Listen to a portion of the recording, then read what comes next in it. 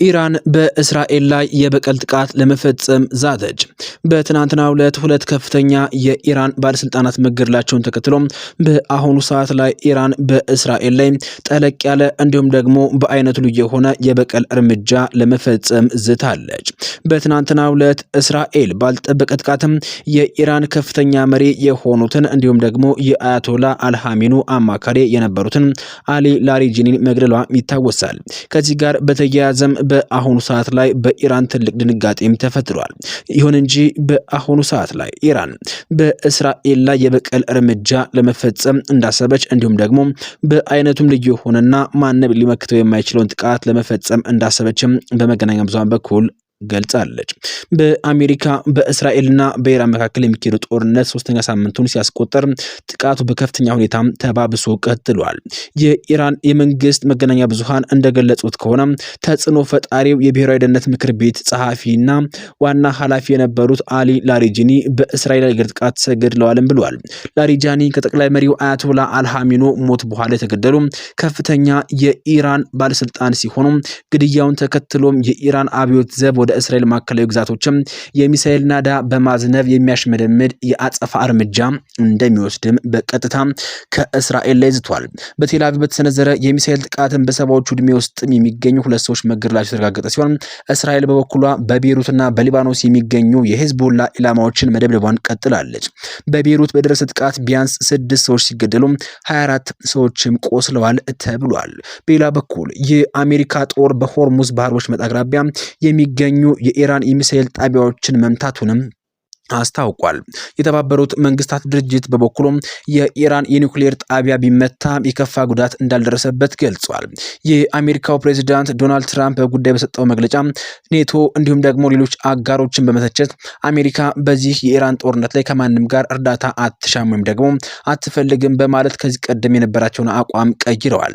ይህ በእንዲህ እንዳለ የኢራን ወታደራዊ አዛዥ ለላሪጃኒ ሞት ጸጸት ላይ የሚጥል ምላሽ ለመስጠት በዝግጅት ላይ መሆናቸው በመግለጻቸው ቀጠናው ወደ ከፋ ቀውስ ሊያመራ እንደሚችልም ተሰግቷል።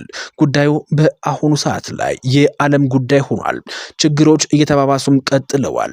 ሰላም ተናፍቋል። በዚህ አካባቢ ኢራን ለላሪጃኒ ተተኪ መሾሟና እንዲሁም ደግሞ 61ኛውን የጥቃት ዙር መጀመሯን በዛሬው ዕለት በይፋ አስታውቃለች። የኢራን የውጭ ጉዳይ ሚኒስትር የሆኑት አባስ አራቅቺም በአሁኑ ሰዓት ላይ የአሊ ላሪጃኒን መገደል ተከትሎ ተተኪያቸውንም ወዲያውኑ መሾማቸውን አስታውቋል። ሚኒስትሩ አሜሪካና እስራኤልም የኢራን የፖለቲካ ስርዓት በጠንካራ ተቋማት መሰረት የተገነባ መሆኑን ሊረዱ ይገባል ካሉ በኋላ የስርዓቱን ጥንካሬ በማንኛውም ግለሰብ ላይ የተመሰረተ አለመሆኑና የውጭ ጉዳይ ሚኒስትሩ እንኳን ቢገደል ሌላ ሰው ቦታውን እንደሚረከብ በቁጭት ገልጸዋል። ሆኖም ቴህራን ለደረሰባት ጉዳት ተገቢውን ካሳ የሚከፍል ከሆነ ጦርነቱን ለማቆም ከአሸማጋዮች የሚቀርቡ ሰላም ሀሳቦችን ለመስማት ዝግጁ መሆኗን ጠቁሟል። በሌላ በኩል ኢራን ለላሪጃኒ ግድያ አጸፋ ለመመለስ በእስራኤል ላይ 61ኛ የጥቃት ዙር ማካሄዷን ይፋ አድርጋለች። የእስላማዊ አብዮት ዘብ የሚሳኤል ጥቃቱን የሚያሳይ ተንቀሳቃሽ ምስልም ያሰራጨ ሲሆን ግድያውን ለመበቀል የተጀመረው ይህ መጠነ ሰፊ ጥቃትም በቀጠናው ያለውን ውጥረት ይበልጥ አባብሶታል። እስራኤል በሁለት ቀናት ውስጥም ሶስተኛውን ግድያ መፈጸሟንም አስታውቃለች። የኢራን ደህንነት ሚኒስትር መግደሏንም ተናግራለች። በመካከለኛው ምስራቅ የተባባሰ የመጣው የወታደራዊ ውጥረት አዲስ ምዕራፍ ላይ መድረሱንም የሚያመላክቱ መረጃዎችም ወጥተዋል።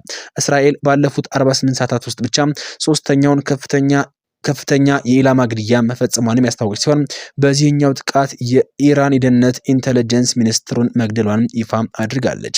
ይህ ጥቃት የተፈጸመው ቀጠናው በከፍተኛ ስጋት ውስጥ ባለበት ወቅት ሲሆን እስራኤል በኢራን ላይ ከፍተኛ የደህንነት መዋቅር ላይ ጥቃት በመሰንዘርም የደህንነት የበላይነቷን ለማሳየት የሞከረች እንደሆነም ተነግሯል። ባለፉት 2 ቀናት ውስጥ የተፈጸመው ተከታይ ግድያዎችም በኢራንና በተላላኪዎቿ ላይ ያነጣጠረ ሲሆን የደህንነት ሚኒስትሩ መገደል ደግሞ ለቴህራን ትልቅ የደህንነት ድንጋጤን ፈጥሯል። የኢራን ባለስልጣናትም ለዚህ ጥቃት ያጸፋ እርምጃ እንደሚወስዱ እየገለጹ ሲሆን ሁኔታው በቀጠናው ውስጥም ሰፋ ያለ ጦርነት ሊከሰት የሚችልበትን እድል ከፍተኛ መሆኑን የፖለቲካ ተንታኞችም እየገለጹ ይገኛሉ። ጥቃቱ እንዴት ሊፈጸም ቻለ? እስራኤል በቀጣይ ምን ታቅዳለች? የኢራንስ ምላሽ ምን ሊሆን ይችላል? የሚለው ጉዳይ ደግሞ ይህ ዓለም አቀፍ ህዝብና መገናኛ ብዙሃን ዋነኛ አጀንዳ ሆኖ ቀጥሏል። ኢራን ከፍተኛ ባለስልጣናቷ ያልተገደሉባት ጭካኔ የተሞላበት ያጸፋ እርምጃ በእስራኤል ላይ የሚሳኤል ናዳ አወርዳባታል። አስታውቃለች። በመካከለኛው ምስራቅ የተካሄደ ያለው ጦርነት ወደ አዲስ ምዕራፍ ተሸጋግሯል።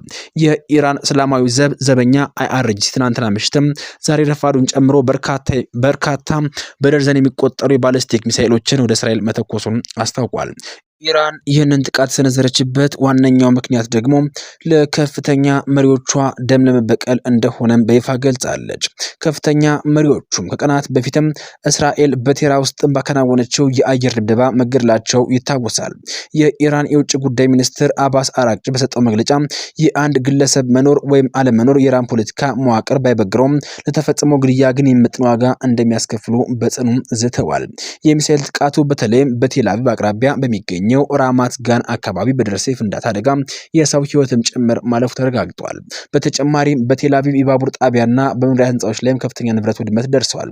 ኢራን በጥቃቱ ወቅትም በርካታ ተተኳሾችን በአንድ ጊዜ የሚለቁ የሚሳኤል አይነቶችንም መጠቀሟንም የእስራኤልና አይረን ዶም የመከላከያ ስራ ሰብሮ ለመግባት አስችሏታልም ተብሏል። ይህ በእንዲህ እንዳለ በእስራኤልና በአሜሪካ የሚመራው ጥምር ጦር በኢራን የኒውክሌርና የሚሳኤል ማምረቻ ጣቢያዎች ላይ ጥቃታቸውን ቀጥለዋል። የዓለም አቀፉ የአቶሚክ ኢነርጂ ኤጀንሲ IAEA በቡሽር የኒውክሌር ጣቢያ አቅራቢያ የሚሳኤል ፍንዳታ መውደቁን ቢገልጽም በጣቢያው ላይ የደረሰው ጉዳት አለመኖሩንም አረጋግጧል። በሌላ በኩል ኢራን በዓለም ነዳጅ ንግድ ቁልፍ የሆነውን የሆርሙዝ ወሽመጥን ለመዝጋት ወይም ደግሞ መዝጋቷ በዓለም አቀፍ ደረጃ የነዳጅ ዋጋ በከፍተኛ ሁኔታ እንዲጨምር ማድረጉም ተዘግቧል። ጦርነቱ አሁን ባለበት ሁኔታ መላውን ቀጠና ወደማይታወቅ አቅጣጫ እየመራው ይገኛል። አሜሪካ በኢራን ላይ ምሽግ ደርማሽ ቦምቦችን ማዝነብ እንደጀመረችም ጭምር ዛሬ ተሰምቷል።